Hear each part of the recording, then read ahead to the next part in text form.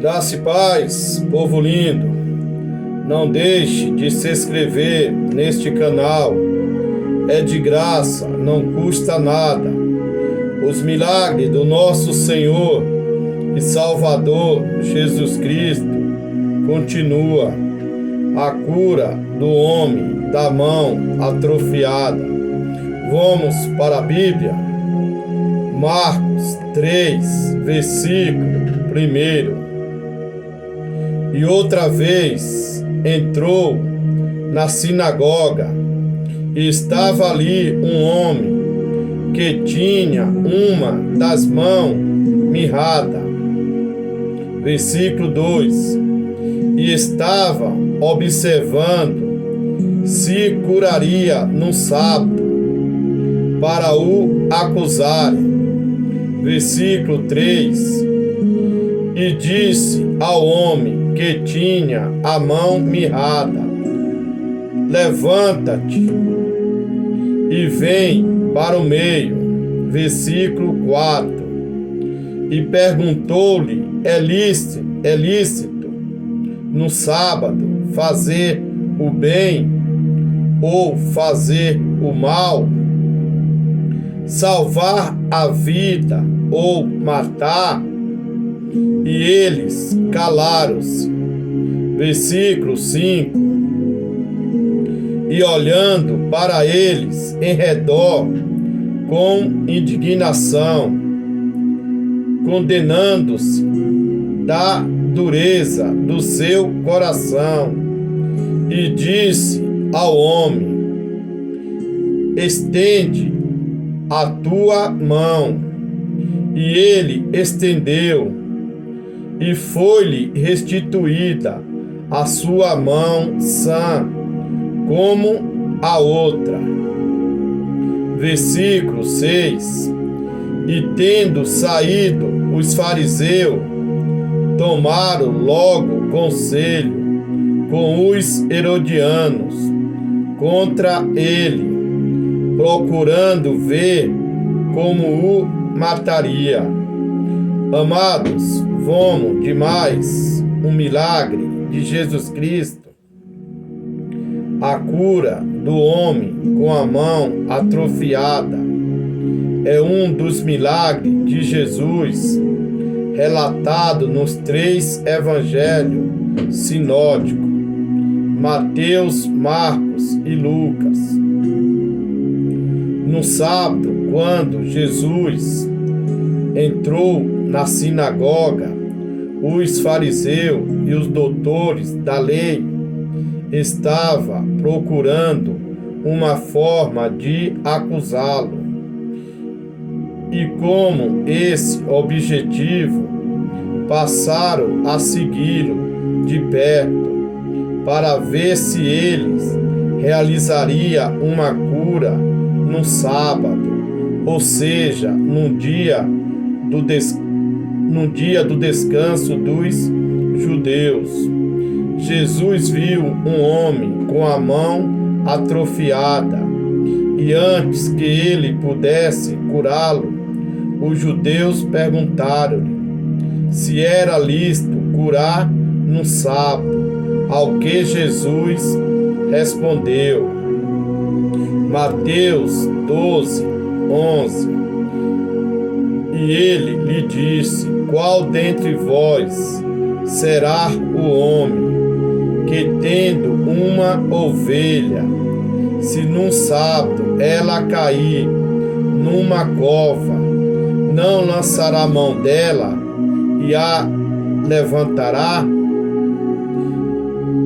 Versículo 12. Pois quanto mais vale um homem do que uma ovelha, e por consequência lícito fazer o bem no sábado. Os fariseus valorizavam mais as leis do que as almas. Os religiosos também são dessa maneira. Põe o regulamento interno acima de qualquer coisa. Então Jesus virou-se para o homem e disse: estenda a mão, e o curou. De acordo com o Evangelho de Marcos, os fariseus deixaram o local e começaram a tramar com os soldados de Herodes para matarem Jesus. O evangelista João Marcos, segundo a tradição cristã, foi companheiro do apóstolo Paulo em algumas missões e antes ele era discípulo de Simão Pedro. 2 Timóteo 4, versículo 11. Só Lucas está comigo. Toma Marcos e traz-o contigo, porque me é muito útil para o ministério. Esse versículo mostra a reconciliação entre Paulo e Marcos, pois foi por causa de João Marcos que Barnabé se separou de Paulo. Atos 15, versículo 39. E tal contenda houve entre eles, que se apartaram um do outro. Barnabé, levando consigo a Marcos, navegou para Chipre. Segundo alguns historiadores, João Marcos fazia parte dos 70 discípulos de Cristo. A Bíblia não afirma este fato. Esta confirmação é segundo contexto histórico cultural. Lucas 10, versículo 1. E depois disso designou o Senhor ainda outros 70 e mandou-os adiante da sua face de 2 em 2 a todas as cidades e lugares aonde ele havia de ir. Segundo a Bíblia, João Marcos era sobrinho de Barnabé. Colossenses 4, versículo 11. Aristarco, que está preso comigo, vos saúda, e Marcos, o sobrinho de Barnabé, acerca do qual já recebeste mandamentos, e se ele for ter convosco, recebei-o.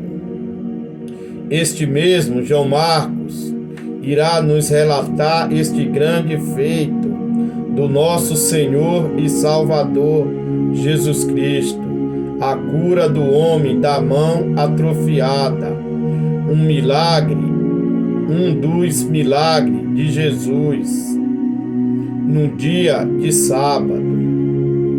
Versículo 1.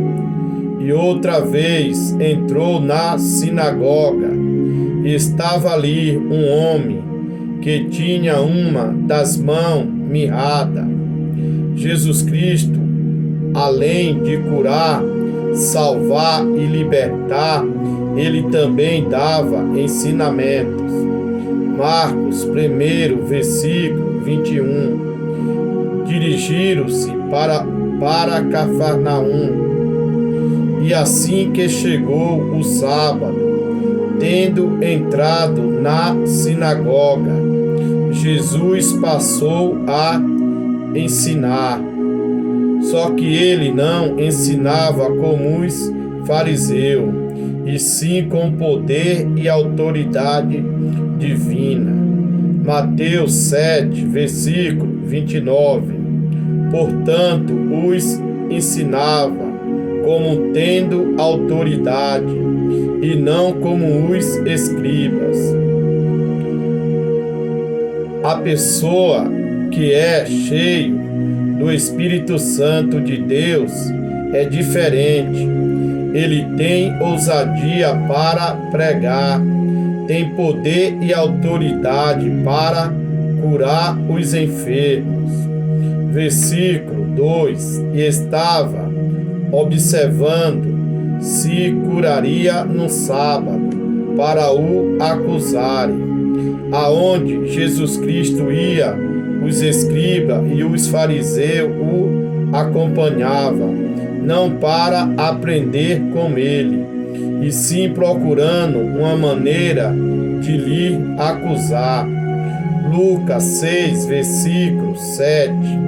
E os escribas e os fariseus observavam se o curaria no sábado, para acharem de que o acusar. Nos dias atuais não é diferente. Algumas pessoas ficam atentas às palavras que saem da nossa boca, não para aprender, e sim para acusar e criticar. Lucas 11, versículo 54. E os escribas e os fariseus observavam se o curaria no sábado, para acharem de que o acusar. Todavia era perca de tempo, pois os milagres e os prodígios aconteciam e o nome de Deus era glorificado. Versículo 3: E disse ao homem que tinha a mão mirrada: Levanta-te e vem para o meio. Quando Deus quer operar os seus milagres, nada ou ninguém pode impedir. Quando Ele quer exaltar o seu servo, o inimigo cai por terra. Isaías 43, versículo 13. Ainda antes que houvesse dia, eu sou, e ninguém há que possa fazer escapar das minhas mãos. Agindo eu, quem o impedirá? Nós, como servo do Senhor, temos que fazer o bem, independente do dia ou da hora. Gálatas 6, versículo 9. E não nos cansemos de fazer o bem, porque a seu tempo ceifaremos, se não houvermos desfalecido. Versículo 4. E perguntou-lhe: é lícito no sábado fazer bem ou fazer mal, salvar vida ou matar? E eles calaram-se. Os religiosos vivem apegados à lei e regulamento interno, doutrina de homem, e esquece o amor e a misericórdia. Oséias 6, versículo 6.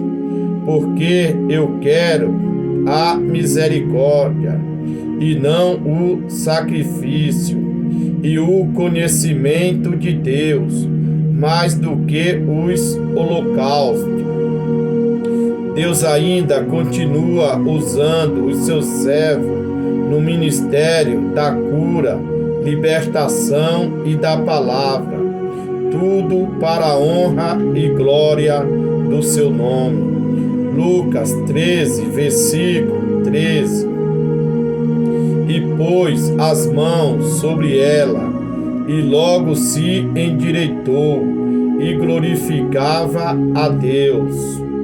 Versículo 5. E olhando para eles em redor com indignação, e condenando-se da dureza do seu coração, e disse ao homem: estende a tua mão. E ele estendeu, e foi-lhe restituída a sua mão, sã como a outra.